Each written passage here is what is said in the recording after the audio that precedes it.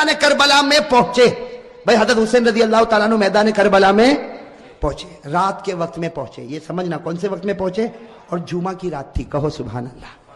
جمعہ کی رات تھی میرے دوستو, جمعہ کی رات تھی. خیمہ لگایا حضرت حسین رضی اللہ تعالیٰ عنہ نے, کربلا کے میدان میں خیمہ لگایا. جمعہ کی رات ہے, آپ آرام فرما رہے. کہو آپ آرام, یعنی حضرت حسین سو رہے, آپ آرام فرما رہے. ان کے چھوٹے بھائی جن کا نام ہے حضرت عباس, حضرت حسین کے چھوٹے بھائی کیا نام ہے, حضرت عباس, انہوں نے دیکھا کہ سامنے لشکر آ گیا. بھائی سامنے لشکر آ گیا اور کھڑا ہو گیا, اور ہزاروں کی تعداد میں. اسی کہ بعض کتابوں میں 4000, تو بعض کتابوں میں 40,000, تو بعض کتابوں میں 1,00,000. مطلب ہے کہ سامنے لشکر آتا گیا آتا گیا آتا گیا. اب حضرت عباس وہ تو بیچارے جوان تھے, دوڑتے دوڑتے خیمے میں آئے. حضرت حسین سو رہے تھے, کہا بھائی حسین اٹھو, بھائی حسین اٹھو, بھائی حسین اٹھو. حضرت عباس نے جب حضرت حسین کو اٹھایا, حضرت حسین چونک کر اٹھے. کہا کیا ہوا کیا ہوا, کہا سامنے لشکر آ گیا. تو کہا اس میں اٹھایا کیوں, میں خواب میں نانا کے ساتھ بات کر رہا تھا. ارے کہو نا سبحان اللہ. سنتے جانا میرے دوستو, حضرت حسین نے کس زبان سے کہا ہوگا, کہا عباس میرا بھائی اٹھایا کیوں, آنے دے آنے دے, ہزاروں کی تعداد میں آنے دے, لیکن میں تو میرے نانا کے ساتھ بات کر رہا تھا. وہ حضرت عباس رو پڑے, روتے روتے کہا کہ بھائی جان حسین کیا باتیں کر رہے تھے, آپ نانا کے ساتھ کیا باتیں کر رہے تھے. کہا نانا کے ساتھ یہی بات کر رہا تھا. نانا کہہ رہے تھے حسین کل تجھے دشمنوں کے سامنے جانا ہے, حق کے سامنے ڈٹ جانا, گردن کٹا دینا, لیکن گناہ کے سامنے گردن جھکانا نہیں. میرے دوستو حضرت حسین رضی اللہ تعالیٰ عنہ صبح ہوئی, کون سا دن, جمعہ. اس لیے جمعہ کی رات تھی, اٹھے تو جمعہ فجر کی نماز پڑھائی. کہو فجر کی. اس کے بعد میں میرے دوستو سامنے والوں سے بات چیت شروع ہوئی. بات چیت ہوتی گئی. ایک معاملے پر آ کے معاملہ اٹک گیا. ایک سودا ایسا تھا جو حسین کو منظور, باقی باتیں حضرت حسین سنتے گئے, یہ بھی منظور, یہ بھی منظور, یہ بھی منظور, یہ بھی منظور. لیکن جب سامنے سے یہ بات آئی کہ حسین اعلان کرو کہ یزید کے ہاتھ پر بیعت کرنے کے لیے تیار ہوں, اعلان کرو یزید کے ہاتھ پر بیعت کرنے کے لیے تیار ہوں. حضرت حسین رضی اللہ تعالیٰ عنہ نے کہا یہ نہیں ہو سکتا, میں یزید کے ہاتھ پر بیعت نہیں کروں گا. ہاں مجھے یزید کے پاس لے جاؤ, معاملہ صاف ہوگا, اس کے بعد میں ہاتھ پر بیعت ہوگی, باقی ابھی یزید کے ہاتھ پر بیعت. میرے دوستو سننا, یزید کے ہاتھ پر بیعت نہیں ہوگی.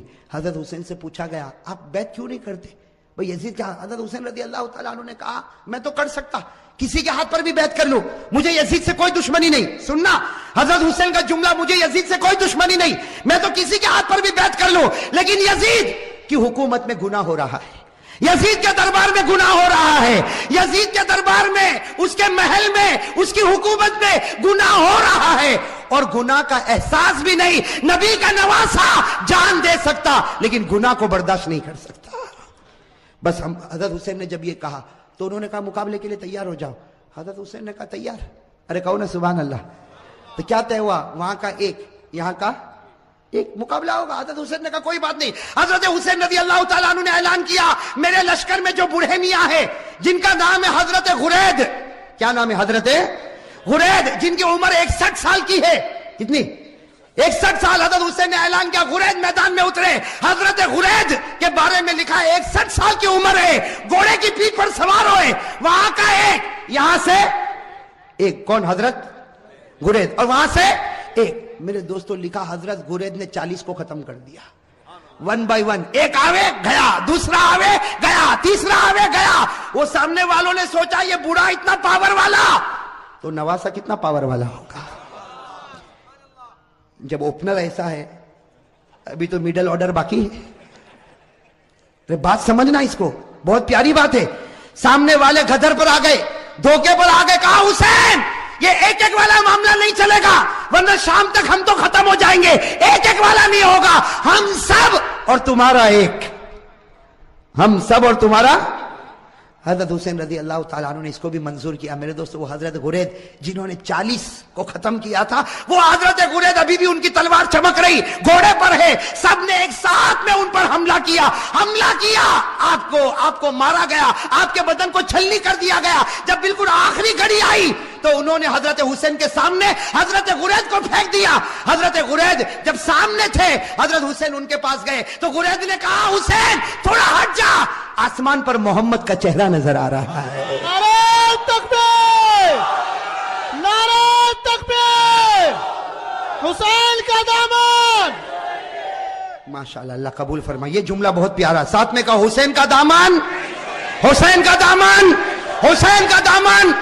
हजरत गुरैद ने फरमाया हुसैन थोड़ा सा हट जा, आसमानों पर मेरा मोहम्मद मुझको नजर आता है। हजरत गुरैद ने ला इलाहा इल्लल्लाह मुहम्मदुर रसूलुल्लाह सल्लल्लाहु अलैहि वसल्लम पढ़ा। हजरत गुरैद के बाद हजरत हुसैन की जमात में से एक आता, शहीद हो जाता, फिर दूसरा आता, शहीद हो जाता। यहां का एक, वहां के सब, यहां का और सब टूट पड़ते शहीद।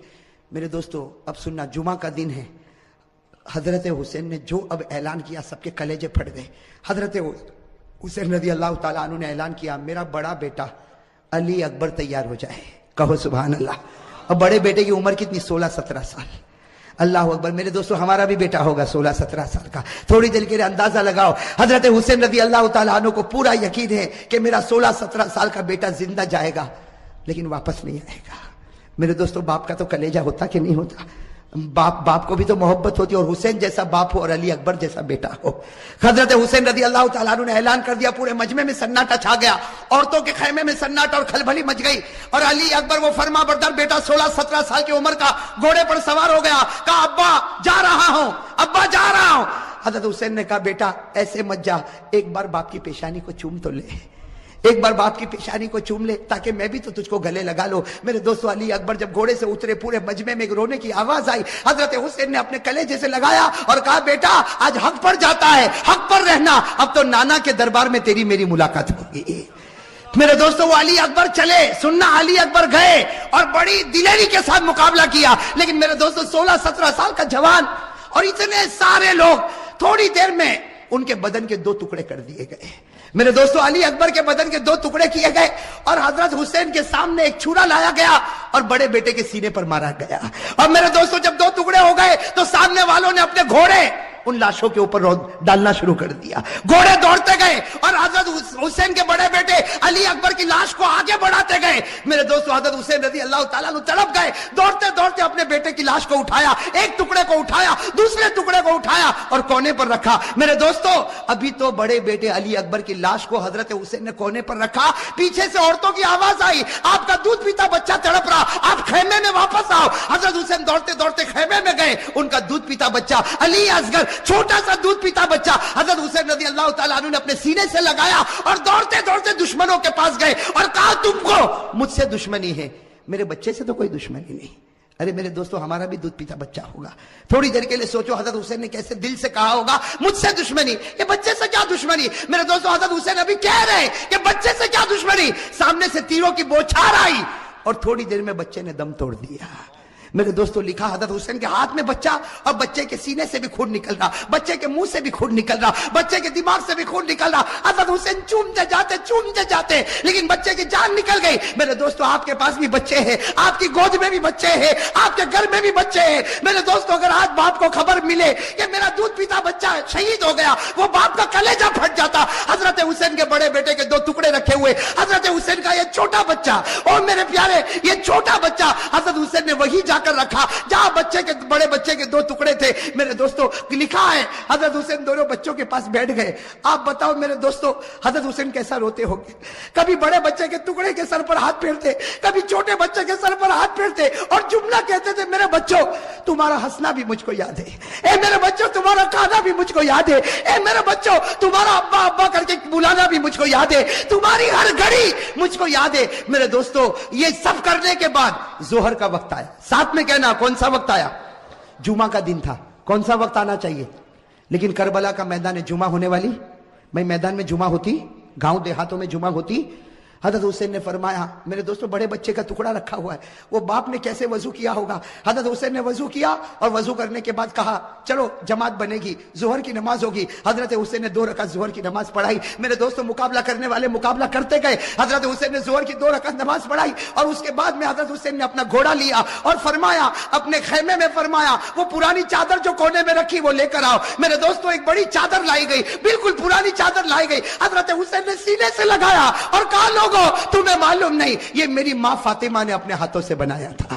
मेरे दोस्तों हजरत हुसैन ने कहा वो पुरानी तलवार ला कर दो। एक पुरानी टूटी हुई तलवार लाई गई। हजरत हुसैन ने वो तलवार को हाथ में लिया, कहा लोगों ये वो तलवार है जो मेरे अब्बा हजरत अली लिया करते थे। और फिर एक काला इमामा मंगवाया, एक काला इमामा पहना और कहा हाँ लोगों, ये वो इमामा है जो मेरे नाना मोहम्मद रसूलुल्लाह। मेरे दोस्तों थोड़ी देर के लिए सोचना वो हुसैन का दिल कैसा टूटा हुआ होगा। घोड़े पर सवार हो गए, अगर कपड़ा देखो तो फातिमतु ज़हरा का है, तलवार देखो तो अली मुर्तजा की है, इमामा देखो तो नबी का है। मेरे दोस्तों मौलाना अबुल कलाम आजाद अपनी किताब में लिखते, जोहर के बाद ये अल्लाह का वली मैदान में उतरा, 4.5 से 5 घंटे तक आप अकेला मुकाबला करते रहे। नारे तकबीर, हुसैन का दामन। मेरे दोस्तों आप सिर्फ अंदाजा लगाओ, सामने 4,000 होंगे, 40,000 होंगे। अरे मेरे दोस्तों मेरा ईमान कहता है सामने लाखों होंगे, अरबों होंगे, खरबों होंगे, लेकिन हुसैन का नहीं बिगाड़ सकते, इसलिए कि हुसैन मुकाबला नहीं करता था, फातिमा की चादर मुकाबला कर रही थी।